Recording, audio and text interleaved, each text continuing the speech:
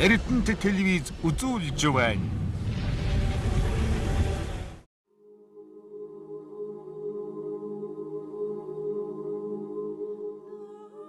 Намаг Нэвсрэн гэдэг Орхон цогцлбор сургуулийн Монгол хэл уран зохиолын багш. Бидний үйл ажиллагаа бас нэг өөр нэг нэгнээсээ ялгаа биш. Монголын тамирчин таарсан марсан ингээл телевизээр ярьж сонсчод одоо харчлаа. Би нөлөө Москвадаас гарч ирсэн. Москва жоохон тийм байхад. Хүний хэрэг биш юм шүү дээ. Морог төрөг хэрэг 1970 онд миний аав хийсэн үг. Манай тэгэл Пош. Ингээл нэг 9 орн байсан. Манай нэвтрүүлгийг хүлээж авч үзсэн.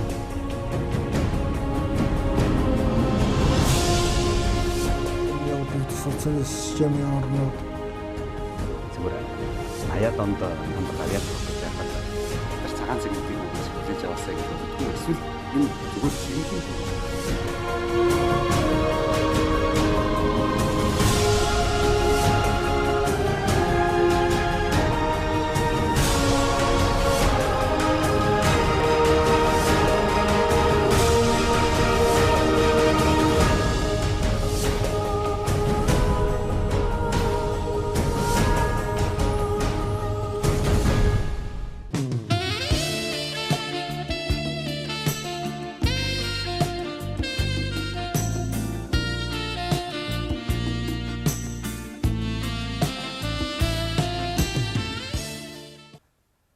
Самбар цаана үзэгчтэй та бүхэнд хороо мэнд хүргэе. Эрдэнэ телевизийн уран бүтээлчдээс үзэгч та бүхэнд зориулан бэлтгэж хүргэдэг сэтгэлээ чин сэтгэлийн ярилцлага энэ удаагийн дугаар эхлэхэд бэлэн болоод байна. Тэгэхээр энэ удаагийн дугаарт оролцохоор бидний урилгыг хүлээн авч манай студид хүрэлцэн ирсэн эрхэм хүндтэй зочныг үзэгч та бүхэнд танилцуулъя.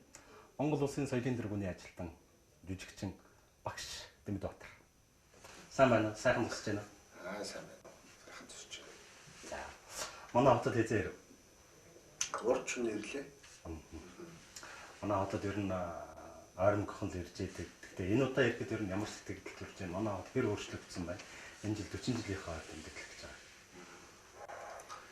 Би 1976 оноос хойш хотыг маш сайн мэднэ. Тэгээд энэ удаа бас л ажиллаар ирлээ л дээ.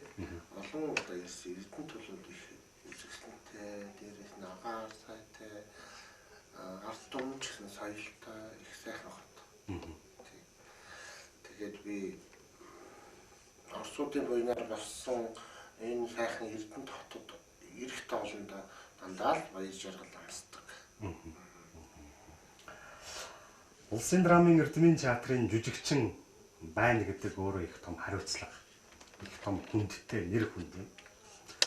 Театр ажиллаж байгаа юу амарч байна одоо? Зуны ялгарлагууд. манай улсын драмын Эрдэнэ театрын одоо нацагдж байгаа 110 жилийн хийх гээд жоохон ажилтаа байгаа. Тэгээд манайх ч одоо 1935 онд улс хувьсгалын 25 жилийн ойгоор хөдөлмөрийн гавьяаны одноогоор шагнавсан. Тэгээд тэр цагаас хойш нацаг доржийн нэрмжт болтлоо 1966 он хүртэл хөдөлмөрлсөн. Тэгээд нацаг доржийн 110 жилийн ой энэ жил тохиож байгаа. Манай драмын театрын 85 жилийн ой тохиож байгаа. За тэгээ манай театрыг удирдах байгаа хүн урлагийн гавьяат бүтгэлтэн Сэрэм Самбуу гэж маш их ухаалаг мундаг хүн ажилдаг.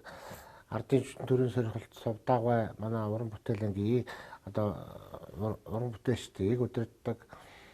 Тэгээд энэ театр маань өнөөдөр ингээд Тэнгэрийн хүү, Ромео Жулиета гэх мэт жүжигээр ирж ажиллаж ойрхон ирээд байна л да. Би энэ удаа бол соёл урлагийн их сургуулийн даалгавраар ирсэн. Энэ бол одоо Монголын урлагийн хойч үеийг бэлдэж байгаа ийм сайхан гал тогооны хамгийн их нарийн ажил хийдэг газар. Соёл урлагийн их сургуулийн даалгавраар манай хотод айлчилж байгаа юм байна. Монголын тухайн үед бүгд найрамдах Монгол ард улсын багшийн дэд сургуулийн кинодрамын анги гэж байлаа. Тий. Тэнд одоо тэр сургуулийн баг хамгийн сүүлийн соёл урлагийн их сургуулийн баг анхны шахуу төгсөгч юу тий? Чи ямар айхтар юм бэ тий штэ. За юу гэхээр ийм л да соёл урлагийн их сургууль байгуулагдаад одоо 50 жил болж байна. Тэгээд улсын багшийн дэд сургуулийн кинодрамын анги гэдэг байгуулагдаад одоо хагас 100 гаруй жилийн хооронд маш олон жүжигчдийг бэлдсэн. Тэгээ манай соёл урлагийн их сургууль байгуулагдаад 25 жил болж байгаа. За би болохоор социализмын үе оюутай. Тэгэхдээ яг өнөөдөр үнийг хэлэхэд соёл урлагийн их сургуульдан буцаад урагдаад багшуулна гэдэг бол миний хувьд бол бас их азтай тохиол юм. Тэгээд маш олон авьяастай хүүхдүүдийг энэ сургуульд элсүүлээд аваад тэгээд тэндээс жүжигчин төрүүлнэ гэдэг бол бас их хөдөлмөр юм байна. Одоо ингээл Дарамын театрын олон продакшнуудын 1 номерын жүжигчгүүд бүгд одоо ингээл манай сургуулиас бэлтгэгдсэн. Тий. Дуурийн дуучид дэлхийд дуулж байгаа дуучид, зураачид, за тэгэл одоо хөгжмийн зохиолчид маш олон хүмүүс манай сургуулиас бэлтгэж байгаад нь би энэ сургуулаараа бахархдаг.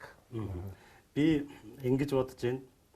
Монголын тайз болоод элегцийн урлагт нэгэн цагт эзэгнийхэн төрсөн тийм гайхалтай уран бүтээлчид нэг ангид сурч исэн юм.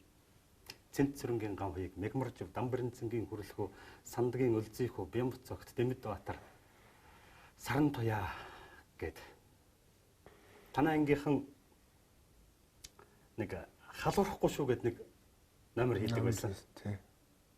Тэр номерыг дахиад сэргээж юу хийх үү? Яагаад энэ тухай асууж байгаа вэ? Танай ангийнхаа одоо Монголын урлагт Ахмад тал руугаа явчлаа ш та уучлаарай. Тэгэхээр зэрэг энийг нэг сэргээж хийж үзүүлээч л гэж хүсэх гэдэг. Бид нар одоо ингээд бүгдээрээ 50 гараа явчлаа л да.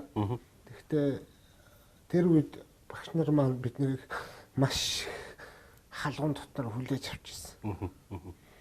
Миний ангийн 5 хүүхд харамсалтай насварцсан. Тэгэхдээ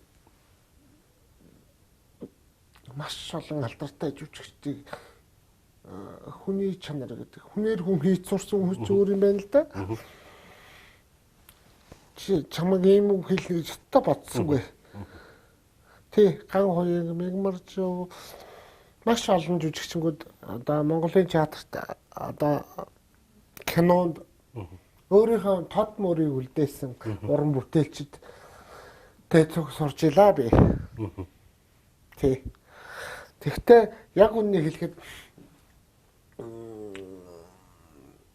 ард түмний оюун тархийг эмчилдэг мэрэгжил, жүжигчний мэрэгжил. Тэгээд сэтгэл, санаа, зүрх, хүн чанар тэгэл одоо 9 жорон юм байна шүү дээ. Тэгээд хүнээр хүн хийж сурсан багш нар минь одоо биднийг одоо ингэж маш их ном уншуулдаг байж тээ. Би өнөөдөр тэрийгээр л бахархдаг. Тэгээд би өөрийнхөө шавнырыг тийм байгаасаа гэж бас хүсдэг. Гэхдээ өнөөдөр Монголын 1 номерын театрт олон продакшнд миний шавныр бүгдээрээ 1 номер зогсож байгаад нь би баярлдаг. Танай ангийнхан би хошин урлагт их мундаг хүчтэй орж ирсэн гэж боддгийн. Тэгээд магадгүй танай ангийн багш бол Монгол улсын гавьяа жүжигчин Лайхан Сөрөнгийн Лаасран гэж хүн байсан гэдгийн учир нь бол манай ард түмэн манай үзэгчид сайн мэдж байгаа. Яг тэгэхээр манай Эрдэнэтийн театрт найруулагчаар ажиллаж байсан. Танаа дээдлийн төгсөлтийг авчраад энд ангаараа ирж исэн ийм л одоо мундаг хүн. Гарын 5 хуруу киноны шагдар, Үр цайхан өмнө гэдэг кинонд энэ төр ингээд олон кинонд Монголын кинонд болсон. Тэгээ багш чинь тийм байсан уу? Та нарыг багш яаж сургасан юм? Монгол улсын гавьяа жүжигчин Лайхан Сөрөнгийн Лаасран гэдэг хүн чинь өөрөө их айхтар мэдрэмжтэй дээрээс нь хүн чанартай юм хүн байж л дээ. Тэгээ одоо гарын 5 хурууны шагдар гэдгээр нь бүгдээрээ мэдэх байх. За тэгээ нөгөө нэг багш маань болохоор говийн зэрэглэгийн арслан тоглосон дорд сан буугш. За энэ хоёр хүний бойноор бид нар одоо үдээ зэрэгтэй явж байгаа юм. За тэгээд энэ хоёр хүн чинь бидний чинь олж авах та тэр олон 748 хүнээс 1 номер зогсно гэсэн бас ажил шүү дээ. Ажил. Тий. 1000 орчим хүнээс л гэж ярил л да тийм ээ. Тэгээд одоо миний багш нар тийм нарийн торгон мэдрэмжтэйгээр хүнийг олж авчээ. За тэгээд дээрээс нь тэр хүүхдийг олж авахгүйтэй өсгөн, хүмүүжүүлнэ, хүн чанартай бай. За тэгэл дээрээс нь одоо тэгэл маш их юм зааж өгсөн байгаа. Насан туршдаа мартахааргүй. Тэтгэврт гардггүй мэрэгжил шүү дээ. Манай энэ жүжигчний мэрэгжил чинь хамгийн сонин. Одоо тэгэл одоо хоёр нүдэн хөдлөөл одоо ингээд би энэ ирүүл бол тэгэл кинонд тоглоод жүжигэндээ тоглоод байна. Энэ мэрэгжлийн суурийг нь тавьж өгсөн багш нарын боён. За тэгээд одоо нөгөө сэтгэлийн дуудлагаар киноны Дэнсман тоглодог Мегмаргуй улсын гавьяач жүжигчин тэр багш маань тайзны ярианы багш байлаа. Урт насангуй бас тайзны ярианы багш байлаа. За тэгээд одоо 10 дунгууд уран чадвар унших нарийн юм заадаг байлаа. Тэгээд тэдний чи боён бас байна шүү байна. Тэгээд энэ мэрэгжилд дурлна гэдэг юм бас хамгийн чухал. Кинон тоглоод тийм хурдан од болдгоо. Гэхдээ од болохын тулд тоглож байгаа кинондаа хүртэл жижигхэн хэсэгт ороо гарахтаа яг чин сэтгэл зүрхээр ажил гэдгийг л одоо багш нар маань зааж өгсөн юм да. Тэгээд тэдний буйнаар л одоо бид нэр одоо нэг юм нэр хүндтэй явж байгаа юм. Одоо үлзий хүүгээд жүжигчин байна. Хүрлээгээд улсын гавьяач жүжигчин байна. Бямц цогтгээд жүжигчин байна. Оюун дээргээд улсын гавьяач жүжигчин байна. За тэгээд одоо олон хүн бий дээ. Саран туяа байна. Одоо маш олон хүмүүс байна. За тэгээд инх заяа. Тэгээ бурхан болцсон боловч маш олон найз нарыгаа би ярьлаа. Чи сая намайг санамсаргүй байдлаар уйлуулчихлаа. Яг үнэндээ чамайг тэгж асууж би бодсонгүй. Гэхдээ яг үнэндээ хэлэхэд ийм судалгаатай байж бидний раасан юм ярилцлага гэдэг чинь бас гоё юм байна. Монголын ард түмийг сайн мэддэг, говийн зэрэглээ киноны арслан тоглодог Гүрсэдийн дорцсон буу гэдэг хүнийг харахад их сүр бараатай, сүрдмээр актер хүн мөртлөө их актер хүн чанартай хүн байсан гэж үеийнгийн жүжигчид нь ярьдیں۔ Та нарт тэр хүн чанарыг их заасан болтой. Яг тэгэхээр та хүн чанарын тухай их ярьж байна. Нинжин сэтгэл гэдэг юм одоо яригдах болцсон. Нинжин сэтгэлтэй байх хэрэгтэй. Одоо би залуу байхдаа одоо залуу гэж ярил л да одоо би ч 50 гарчлаа шүү дээ.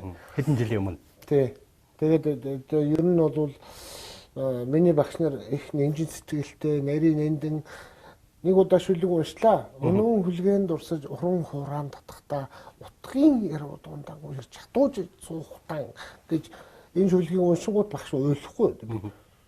Ямар амар дотоод ертөнцид жүжигчин би ч одоо ер нь ингэж унших тэгээ багшаагаа ойлуулж идэг бас мундаг хүү юм ухааны юм бодохгүй. Тэгсэн чинь багштай тэр үед ухаан орцсон айхтар ухаантай л хүмүүс л одоо ингэж үлгэр дуурайлуулж бид нарыг ингэж авч явжээ. Тэгээ одоо энэ Твенжвга, Ичэ хорлоогоо, Нэмэн цэгмдгаа, цагааны цэгмдгаа тэр алдартай жүжигчтэй араас бид нарыг аваачихын тулд өөрийнхөө сэтгэлийг хөглөж тэгээ одоо энэ совдаагаа энэ мундаг хүмүүсийг хүмүүжүүлсэн биз дээ. Тэгээд би энэ ярилцсан дээр одоо би ярихад одоо багшаараа л бахархыг ээж аваараа бахархан, номоор бахархан, багшаараа бахархан гэдэг чинь одоо ер нь бидний ертөнцийн гурван юм шүү дээ. Танд бас нэг бахархал байдаг шүү дээ. Та бол Зохон нутгийнх. Монголын зохиолын дуучдын холбоо гэдгийг нэг удирдах илүү. Тий, би 7 жил удирцсан. Гэхдээ би яг өнөөдөр богд очир байна, Отгон тэнгэр хайрханд бүх хүмүүс очиж мөргөж энэ зүүн одоо бас тахилгатай л да. Гэхдээ тэр богд очир байна, Отгон тэнгэр хайрхан гэдэг чинь Монгол улсыг даадаг хайрхан байхгүй. Тэгээд авьяастай хүмүүс нь л одоо тэндээ төрөөд идэм биш. Тэр олон хутгтууд төрсэн газар тэгээд дээрээс нь маш их бурхны зохиол номыг орчуулсан газар. Тэгээд би тэрүүгээрээ бахархдаг. Би ээж маань хотгоод тэгээд Завхан аймгийн Нөмрөг сумын хаав маань улсын начин Азаргалавга гэдэг нэртэй хүн. Тэгээд тэр чинь бас бидний маш их зөв хүмүүжүүлсэн. Эцэг ихтэй залбирдаг, богд очир байна залбирдаг. Тэгээд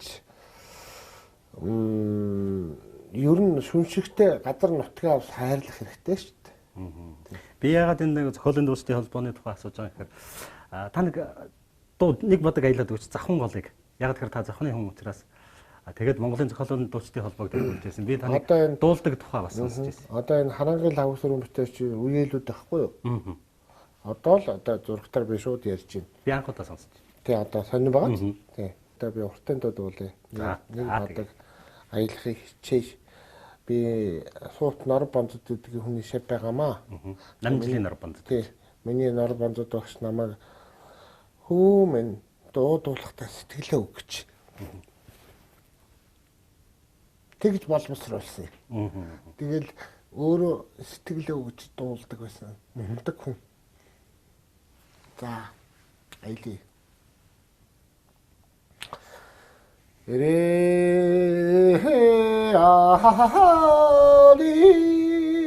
바로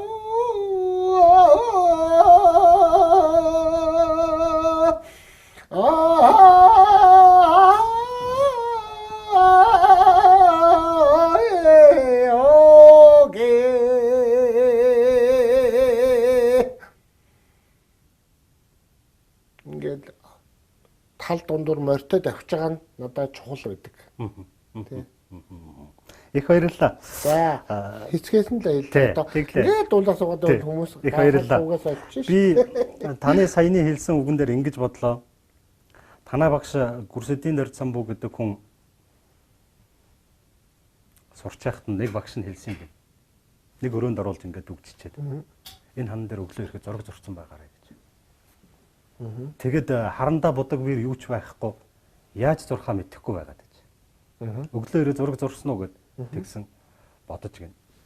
Гин чи харахад нь зураг зураагүй байхад яагаад тэгж асууж байгаа юм бол гэж. Гэтэл яг таны саяны хэлдэг сэтгэлдээ зурах тухай ярьж ирсэн билээ. Тэгэхээр одоо яа харахгүй л одоо багшийнхаа мундаг чанар мундаг зүйлийг олныг л одоо өвлж авч үлдэж тэ. Тэр багш нар минь намайг өдөд эрэхтэй хүн болгох гэж сэтгэлээ чанж хамаг юм зааж өгсөн. Тэгээ би хойч үеийнхээ хүүхдүүдийг бас бэлдэх гэж чатын одоо 14 жил багшилж байна. 14 жил гэдэг чинь бас хугацаа. Тэгээд манай ангийн сайхан алдартай жүжигчд байна. Тэгээд ингээ хууч өөрөхөд сайхан л байна л да. Би танаас нэг ийм л юм хүсэх гэдэг. Танай ангийн даргаыг бол Монгол улсын соёлын тэргүүний ажилтан Бямбат цогт гэдэг. Монголчуудын мэддгээр салхи дамби гэдэг хүн. Ноён солиотод тоглодог тийм ээ. Танай ангийнх нь нийлээд нэг тоглолт хийчихгүй юм уу? Тийм л дээ. Бид нар чинь бүгдээрээ л мундаг авьяастай жүжигчингүүд төгслөө. Дааж нэг дороо цуглах гэхээр чинь хувийнхаа амьдралыг хөгөө явцсан. Би жишээл Дараамын театр тайртай учраас хэдэж гараагүй. Дараамын театр гэдэг чинь Монгол улсын театр шүү дээ. Манай үлзий хуучин нь бол одоо өнөөдөр өнгөтнээд шинэ үг гэдэг продакшн байгууллага явуулсан. За маш олон жүжигч бий дээ. Тэгээд оюун дээр байна. За тэгээд сарантуяа байна. За тэгээд чивэр түрүү хийсэн. Тэгээ яг үннийг хэлэхэд нэг дороо цуглахад буруу болохгүй юм гэж байхгүй. Маш олон жүжигчтэй цуг тоглохыг хүмүүс үзээд бас бахарх маар гоё юм байна. Авьяастай хүмүүс нэг дороо цуглахад бас таарахгүй юм байна. Тэ? Нэг үг хэлэхэд. За тэгээд хамгийн гоё нь бие бинийгээ бид нар байнга сандаг. Хүндэлдэг, хайрладаг. Яг үннийг хэлэхэд тус тусынхаа ажлыг хийгээ явж байгаа учраас өнөөдөр жишээл би конкурсаар одоо Эрдэнэт ирсэн байна шүү дээ. Тэр хоёр чинь хоттой ажилттай байна шүү дээ. Тэгэхээр одоо яач болохгүй юм да. Би харин танаа нэг кино уран бүтээл жүжиг мүжигнэр бол таарна. Би харин танаа ангийн концерт их сонирн болох байх гэж бодож байгаа. Яагаад тэгэхээр Инх Цаяа гэдэг залуу эстрадын дуугаа дуулаад, Дэмэдбаатар гэдэг залуу уртын дуугаа дуулаад, Үлзий хүү одоо бусад ангийнх нь одоо зохиолын дуу дуулаад, тэгээд сайхан танаа ангийнхан бүгдээрээ хошин одоо урлагт мундаг том хүчтэй орж ирсэн тэр үзүүлбэрээ үзүүлээд ингээд нэг тоглолт хийвэл үзэгчдэд ард түмэнд их сонирхолтой зүйл болох байх гэж би бодож байна. Сайхан юм болно. Их сонирхолтой. Одоо жишээлбэл хараа одоо урлагийнхан бүгдээрээ энэ дуур энийг одоо манай Инх Цаяа зохиосон шүү дээ. Гоё байгаа. Манай Эрдэнэтийн. Тий, Эрдэнэтийн Комогийн хамтлаг байсан. Ямар гоё аялгаутай дуу зохиосон юм бэ те. X-Dust production тэр жилийн тоглолтыгээд энэ дууг ингээд шууд ингээд цагаан цэгмэд Отелло гэгээ Ромео Жулиета ертөнцийн шүтээ ингээд дууллаа. Тэгээд би бас ангийнхаа хүүхдүүдээр бахархаж ирсэн. Нөгөө талаар би өнөөдөр жүжигчний сургууль багшлаад ангийнхаа хүүхдүүдийг та нарын сүлд дуутай болоо гэж ингэдэг байхгүй юу? Гэтэл манай ангийн дуу шиг л дуу байхгүй. Байхгүй байгаа. Одоохондоо байхгүй. Байхгүй. Хожим гарах байх. Тий. Хожим гарах л байх та. Гэхдээ ямар ч л байсан тэр үеийн багш нар бидний ингэж урам зориг хүмүүжил бүх юмар нь ингэж урагшин явуулахын тулд ингэдэг байж би бас одоо араас нь орох гол хичээгээд байгаа байхгүй юу? хамгийн анх одоо тайзан дээр юм уу дэлгэцэн дээр бүтээсэн дүрийг чи би бас тодорхой сайн мэдэхгүй зүгээр танаа ингээс бол та нарын үед бол оюутнуудыг гэж гараал ингээл юмд ороод ингээд явах бол их хориотой байсан. Тий. За тэр үед бол одоогийн Чингис хаан хамтлагийн 645 гэдэг нэг дуу модонд орвоо. Их мод болов. За тэрэн дээр одоо энэ жүжигчин Үлзийхүү Бямбацагт хоёр тоглож Тий. байсан. Тэр дөрмийг зөрчиж байлаа. Таны хувьд бол анхны дөрч юу байсан? Би яг тэрэнд тоглохгүй юу? Бас тэрэнд орж ирсэн үү? Тий, Доржсон буугш бид гурыг хурлаар орууллаа. За. Та ямар дүр бүтээв гэдэг. Нэр дүр гэдэг юм чинь хүн төрхийн тулд бид нэр хэмжилж байгаа. Чи юу лээ? Тэгэд Үлзийхүү уйлаад л одоо ингэ сургуулиас өгд юм ээж гээл би цагт чинь яана одоо хойлоо одоо хурлаар орлоо штэ гэл ингээл тэгж л байсан юм. Хамгийн анх одоо яг Чингис хааны жаргал сайхан ахын тэр дуун дээр тоглосон шүү бид нэр. Дараагаар нь би Эзэнгүй айл гэж кино тоглосон. Тэр чи одоо 1991 оны кино. Тэр кино бол намайг ардэж үсэн жамсран жугаатай учрууллаа. Аман хур тоглодог одоо бадам гарваагаатай учрууллаа. Дугур санжаагаатай учрууллаа. Манай эмээ өвөө хоёр тоглож байгаа. Тэгээ манай дүү золбоо тоглож байгаа юм. Тэгээд аюу олон гоё мундаг жүжигчид тоглосон байна. Тий. Бацрангуй ээж тоглолоо. Жамсран жугай аав тоглолоо. Манай Монголын телевизийн урлагийн нэрт мастер Зол Жаргал гэж хүний аав Чимэдийн гомб гэдэг хүний зохиол. Соёлт найруулагчийн хийсэн кино. Монголын урлагийн тухайн үедээ яг одоо амьд сэрүүн байгаа ажиллаж амьдарч байгаа бүхэл одоо мундагчууд мэрэгжлийн төвшөнд хийгдсэн гэж би боддог. Яагаад тэгэхээр бүгд мэрэгжлийн жүжигчид орж исэн учраас. Тий. 18 ангитай кино мөртлөнгөөсөө бид нэр ингээд яг тамираа тасартал тэр үед одоо нөгөө зах зээлийн шуурганд ороод хэцүү байсан үе шүү дээ. Карт нь бараа мараа орсон байсан үед бид нар ч одоо ингээд урилга орхихгүйгээр тэгэл одоо ингээд зүтгэжээ. Тий. Тэгээд тэр хүмүүстэй цуг энэ кино тоглолтонд бахархдаг намайг одоо ингээд театрын залуу жүжигчин гэж голохгүйгээр авсан соёлт найруулагчтай бахархдаг, баярлдаг. Тэгээ мөнч олон дурсамж бий дээ. Говийн зэрэглэгийн захирал Эрдэнэ тогтох сөх хуйг Эрдэнэ чимэг гэл одоо их олуулаад агуулсан тийм ээ.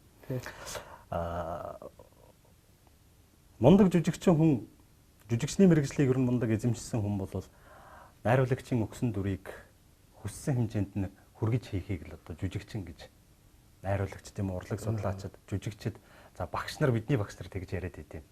Би бол таныг тэр хэмжээнд ярих гээд байна л да. Яагаад тэгэхээр зэрэг манай хошин урлагийнхан ярьдیں۔ Дэмдээ бол хадам ээжэд өстой галзуу штэ гэж. Хадам ээжийн дүрд. За гэтэл дараа нь Монголын гих түүхэнд үлдсэн нялхсан гмийн дүрийг бас галзуу гэж хэлж болохоор бүтээсэн. Зөвхөн хүмүүс ярьж л байсан баг. Дэмдээ одоо сэнгэмд таарах уу да гэж. Ягаад тэгэхээр өмнө нь цэгмэдийн төмөр хуйг гэдэг хүн хийчихсэн байсан. Та энэ тал дээр. Ер нь бол ийм байхгүй юу. Тэр Чингис ер нь ямар байсныг чинь ч мэдэхгүй шүү дээ. Тэгэхдээ тэр кинонд Монголын ард түмэн сэтгэлээ өгсөн. Тэгээд энэ хүн тоглож чадахгүй юу гэдэг дээр маш олон хүмүүс эргэлзэж бөө ингээд сенсац болсон. Тэр нь над маш их хүч түлхүүр болсон. Би өнөөдөр цагааны цэгмэдийн төмөр хоёртай 16 жил нэг өрөөнд цуг ажилласан. Нэг өрөөнд цуг ажиллаж байгаа шүү дээ. Тэгээд төмөр үеийн тоглолтны дараагаар би тоглоно гэдэг чинь бас нэг асуудал байна да. Тэгтээ миний багш нар яг өгөгдсөн нөхцөлд амьдрч чадах чадвартай л бай гэж заасан. Энэ хамгийн чухал юм баггүй. Итгэж одоо өгөгдсөн нөхцөлд итгэж амьдрна гэдэг чинь л одоо ерөөсөө хамгийн чухал юм тэр. Тэгээд тэрэнд нь яг сэтгэл зүрхнээсээ амьдрсан. Над ийм л чадвар байна. Би чадж байгаа мал үзүүлээ. Тэгээд тэрийг чи хараа сууж байгаа найруулагч, оператор, гэрлийн техникч тэгэл 20 30 хүн ингээл байж шít. 200 300 морьтон нам хүлээж шít. Тэр хооронд би тэрэнд итгэхгүй бол шал утгагүй юм болдгоо үгүй. Тэгэл тэр надаа их хүч өгсөн. Нөгөө талаар би тэр алдартай жүжигчин Цэвэн Жугаа шиг жүжигчин болох юмсан гэж мөрөөдсөн. Нөгөө талаар байгаль надад илүү их юм өгсөн. Хүч, хурд, сэтгэлийн хурд. Тэгээ эмоц. Тэ. Тэгээ тэр чи айгүй хэцүү шүү дээ. Тийм ч хүн болгон заяагаад байдаг юм биш. Түрүү харж байгаа үү те. Шууд ингээ барайл татаал барайл. Гэхдээ энэ бол надад өгсөн өгөгдөн би өөртөө байгаа юм амьд байгаа цагтаа л Монголынхаа ард түмэнд чин сэтгэлээсээ л зориулахыг хүссэн. За тэг хадам ээжийн хувьд бол би хошин шогийн жүжигчин биш байхгүй юу. Тэгээд би гологдсон шүү дээ. Анх нөгөө хошин шаванд очиод Бацаа яваа түүний нөхдөд тоглох гэсэн чинь энэ ерөөсө хошин шогийн жүжигчин биш гэдэг намайг хассан. Бацаах. Тэгээд дараагаар нь яасан мондөг жүжигчин бэ гэдэг авсан. Тэгээд би хошин шог гэдэг юмар чинь 10 жил тоглосон. Тэгтээ айгүй аймаар байгаа зү. Хасагдана гэдэг чинь бас те би өөрийгөө хүмүүжүүлээ бас хөдөлмөрлөө гэсэн үг ээ. Тэгээд би тоглосон. Миний найзууд надтай тоглохдоо чи ямар нөмөртэй нөөлөгтэй хүчтэй жүжигчин бай амьсгаатай тэр олон үгийн ингээд зэрэг ярьж чаддаг. Тэгээ техниктэй тэгээ ингээд зовлонгүй ингээд жүжиглдэг. Хүн хинт зовлон болохыг ер нь хүн хүсэж идэгэн байгаа гэдэг. Тэгээд энэ бол ээж аваа минь өгсөн буюу. Бурхны буюу. Жүжигчин хүн за магадгүй хоёлоо саяны дүр дээр ирээ. Жүжигчин Дэмэндбаатарт найруулагч нь Сэнгэмийн дүрийг өглөө. Тэнд Сэнгэмд тоглолт юм уу, Сэнгэмд амьдрд юм уу? Би Сэнгэмд тоглох гэж өөрийнхөө залуу насыг буцааж олж авахыг хүссэн.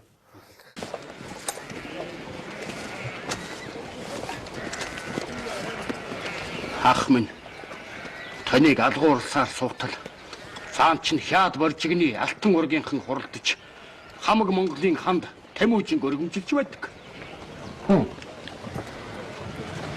Боржигны үнчин гүлэг өдрөөр өсөж цагаар цадсаар байгаад цугаарыг залих цурхай мэт болж.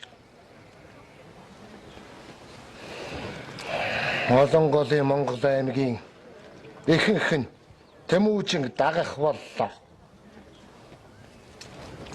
Тэгээд чи ахнаа Тэмүүжин тэнцэх нүггүй юу үзэж өгөөч гэж ирээ юу?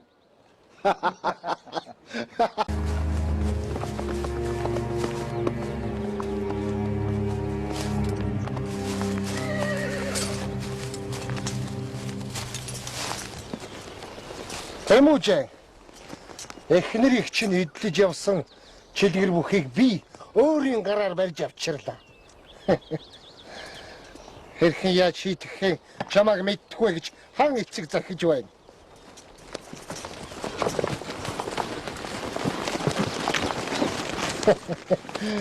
Могойн цус тэнгэр дүсэрч мэрэгдийн цус өвөртчин шургажээ. Чи их баян хүн гэлөө. Хамгийн өстой дайсныг чинь барьж авчирсан хүнийг юугаар шагнахыг чинь харъя л да. Намайг энэ нэлхсэн хүм тоглоулахад маш олон хүмүүс хурцлсан. Одоо Мандхуу хатан тоглоход нь сувдаа ихчиг том амтай тэгэл одоо юу гэдэг те энэ хөш авгаа тоглолтын моголтын галзтай зөндөө юм болсон гэж байгаа. Тэгээ сувдаа ихч болохоор эмэд очиж ярьсан байгаа юм л да. Миний охин яаж байгаа юм бол миний охин чи Монголын л Мандхуу шүү дээ. Миний сэтгэлд л Мандхуу гэдэг. Тэгээд би ч тоглоно гэд тоглож авсан чи эмээ ингэчихгүй юу бурхан болчихгүй юу. Тэгсэн чи би бас тэр нь тоглож авсан чи ээж минь бурхан болчихлоо. Цаана хүлээх хүн сэтгэлийн хат бас байх хэрэгтэй. Тийм ч учраас энэ кинонууд ийм амжилттай болдог байх гэж би боддоо шүү дээ. Сэтгэлээ өгч хоол хийж сур гэж ээж минь хэлдэг үлээ.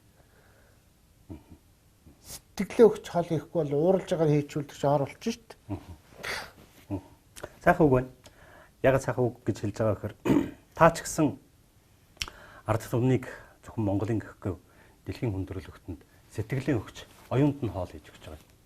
Би тэгж ойлгож байна. Кино урлаг гэдэг бол тийм байдаг. Оюуныг мэдэж яадаг тийм хүнс байдаг. Тэр хүнсийг хэн хэр зэрэг үнэтэй худалдаж аавна. Тэдий чинээгээр оюун тэжээгдэж яадаг гэж би ойлгодог. Олон дүр бүтээж ирсэн. Тэр дундаас би энэ хоёр дүрийг л онцолж асуух гэсэн юм л да. Ялгсан гмийн дүрийг. Одоо ер нь урилга хэр хүлээж авч байна кинонд?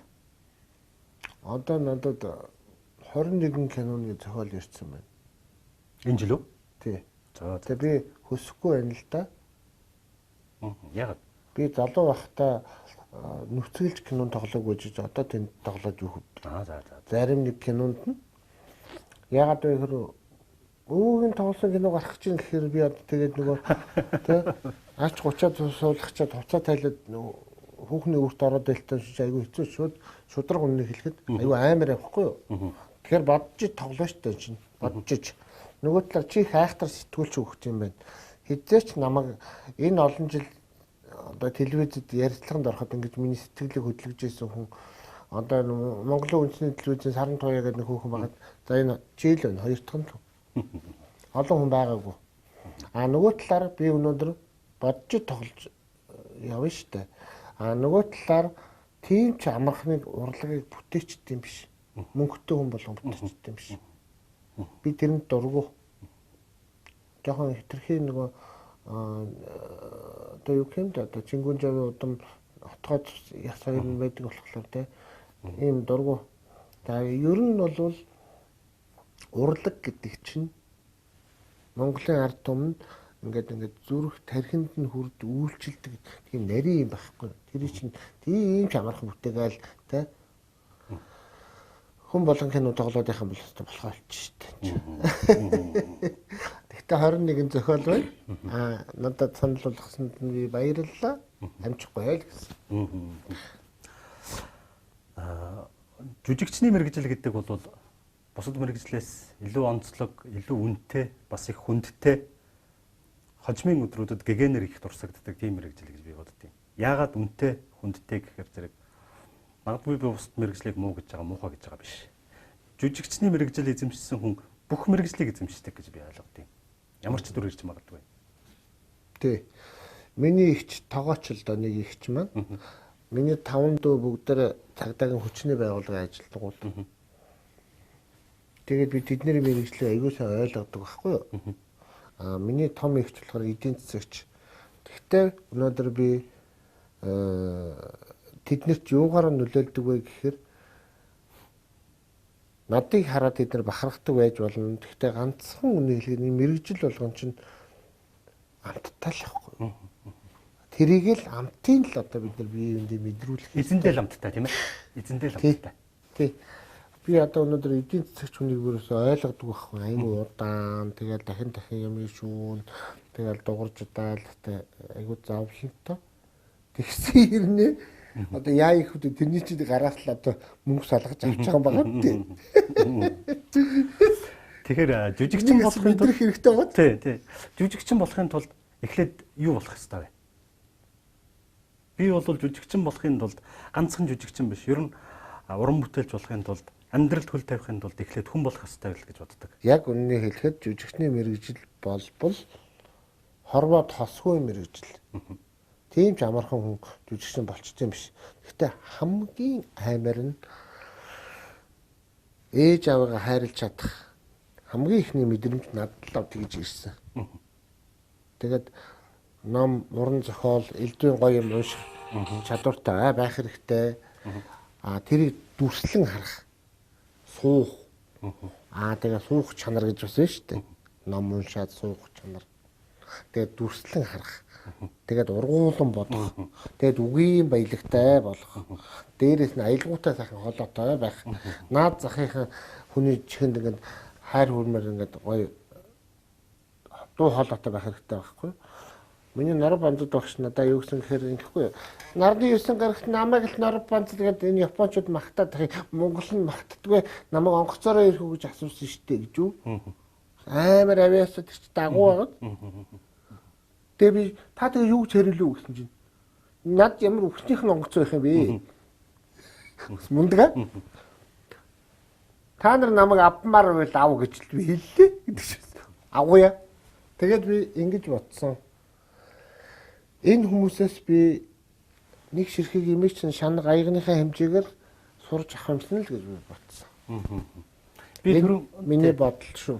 Тий. Түрүүн би ангийнхныхаа тухай, хоёр багшийнхаа тухай ярьж байхад би бодож байлаа.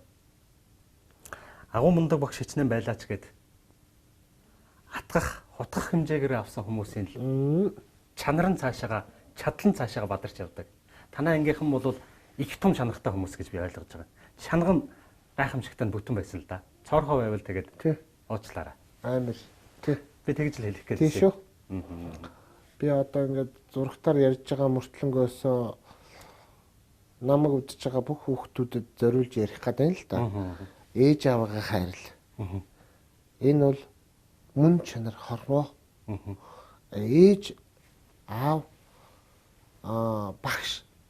Энэ бол тийм ээ бид нарыг одоо ерөөсөө л басан туршдмын одоо ингээд дахиж эргэж овуулцахгүйгээр одоо олдохгүйгээр ингэж хүмүүжүүлдэг хүмүүсээ. Тэг чи үргэлж хилээд байгаа юм шиг мөртлөнгөөсөө цаана тустай юм багхгүй.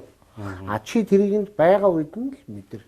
Өнгөрцөн яах юм? Юу ч яриад яах юм? Хүндэгт өнгөрсөн ханил мэдрээд юм да. Ухаард. Нэг зүйл асууя. Би жишээл хичээлээ заацуулж байгаад ээж дээр очиж чадаагүй байхгүй. Хамгийн өдгөр замын төгжөнд яваад очсон чинь аимшигтай. Бурхан. Нэг зүйлийн тухай асууя. Та бүхэн ярьж байгаа сэдв маань Монголын тайз болоод элэгцийн урлаг тэр дундаа жүжигчний мэрэгжлийн тухай олон зүйлийг ярьлаа. Тэгээд бас өөр энэ таны хэлж байгаатай адилхан хүссэн аавын хүү бүхний хүрж болдгоо нэг эрхэм зүйл байна. Монгол төрийн наадамд тугийг 5 удаа тойрно гэдэг. Монголд хүү төрүүл бүх болно, хүлэг төрүүл хурдан болно гэж хэлдэг. Монгол улсын начин хүний хүү байна. Танахаас бүх байна уу? Ачцээ хаашаа ингээд. Манай дүү юу аймгийн ахлаа. Би өөр жуудаага 2 дугаар зэрэгтэй. За. Сонин байгааз. Гэхдээ би өнөөдөр улсын начин лавга гэдэг хүний хэмжээнд очтол бас удаа хөдөлмөрлөх хэрэгтэй байсан юм бэ лээ. Тэгээ болохоор намайг голдог байхгүй юу. Гэхдээ жуудаагаар 2 дугаар зэрэг авна гэдэг чинь бас тийм ч амархан авъя ажил биш шүү дээ. Гэхдээ манай аав дайны үед авчиад аав нь ингээд 45 оны дайнд явцсан байсан чинь аав хоньо хариулаад тэр өндөр уултаа Завхан аймгийн их улс өвлөлтэй. Тэгэл 13 настай хүүхэд өвлийн хүүтэн шөнөөр тэр чаннуудтай тэмцэлтэд хүний хоньыг хараа сууж исэн гэж бас тэ. Тэгээд над тэрийг ярихаар би аав минь энэ уулаар ингээд явж исэн багтаа гэж бодохоор тэр уул нь бүр амар их зих зуул баггүй. Тэгээд би аргагүй л юм байна да. Тийм ч амархан ч улсын начин болчтiin биш юм байна да гэж боддөө штэ. Яг үннийг хэлэхэд өнөөдөр гончиг дам өнөөдөр манай ааваас үг асуугаа сонсож байгаа нь бас надад таалагддаг. Тэгсэн залуу мөртлөө алдартай бүх үүдтэй. Ааха.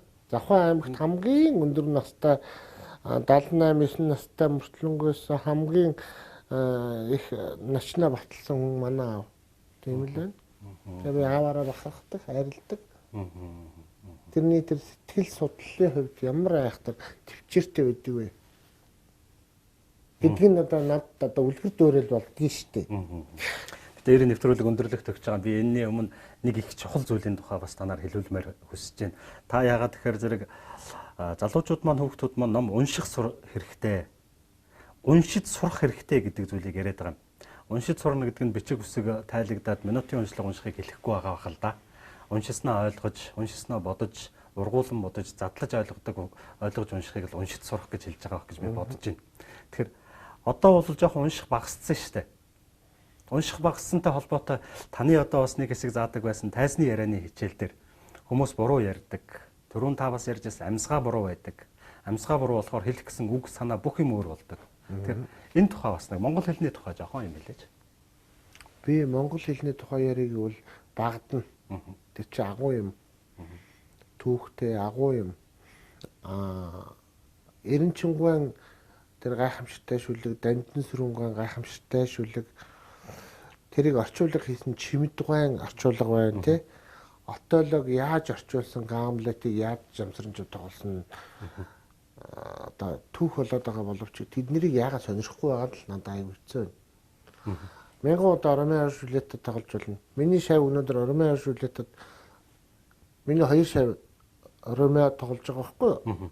Тэгээ надад ч юу гэсэн ч багшаа энэ монгол хэл гэдэг чинь ямар аймшигтай хатуу тэгээд бас шалгууртай байт юм бэ багшаа. Ашигуудтай ухаан орж байгаа чи их баярлалаа гэж байгаа. Тэгээ би энэгээр юу хэлэх гээд байна гэвэл бид нэр амьд байх юм бол Монгол улсын иргэнэл юм бол энэ хэлээ хайрал. Аюун ухаанаа цэнэгэл гэж л одоо би боддоо штэ. Тэгээд яг одооны хүүхдүүд чинь бас сайн хүүхдүүд байна. Тэ. Одоо төрийн шагналтай зохиолч номыг уншихад бастай бас нэг бодогдож шүү. 1 2 3 бодогдож байна. Унган хүлгээн дурсаж уран хураан татахта. Утгын ярав дундаа уярж хатуучж явах та. Тэр өөрийнхөө сэтгэлийн хөгийг л нааш нь гаргаарай л гэж би хүсэх байна. Тэгээд энийг сайн уншаарай. Яруу найраг гэдэг бол хүнийг хүн болгодгийн шүү гэж л хэлмээр байна. За их баярлалаа. Тэгэхээр бидний урилгын хүлээн авч манай студид ирсэн танд их баярлалаа. Таны цаашдын зорж байгаа их том үйлс гэдэг маань дэлхийн хүн төрөлхтөн улс их орноос уртчлахта урлагаараа дамжуул сурчилдаг юм. Улс төрөөр биш. Тэгэхээр энэ их орноо дэлхийд гаргах гэж байгаа энэ мундаг уран бүтээлчдийг чин сэтгэлээсээ хүн болж байгаа энэ залуучуудыг хүмүүжүүлэх ихээс үйлсэд чинь бас амжилт хүсье. Баярлалаа. Би 2000-аас 2004 оны хооронд Америкийн нэгдсэн улсад 4 жил уртын дод боллоо. Тэгээ Нор Бондод багш намайг Японд авчиад 7 дахь удаага дуулахад багш надад юу гэсэн гэхээр "Хөөмэн энэ бодоо идсэн улсууд лав биднес шиг аваагүй л байхгүй юу" гэдэг ч бас чи нэг үгээл нэг тод хэлж үзээрэй гэдэг ч бас мундаг үг гэдэг чинь монгол үг. Тэгээд би тэрэнд нь бахархсан тэрийгэ хэлхийг хичээдэг. Тэгээ өнөөдөр би эцэг ихтэй баярлдаг. Чамд ч гэсэн баярлалаа. Чин үннийг хэлэхэд тэр аялгау сайхан монгол хэл чихнүү чимэг болсон аялгау сайхан монгол хэл бидний л өмчүү дээ.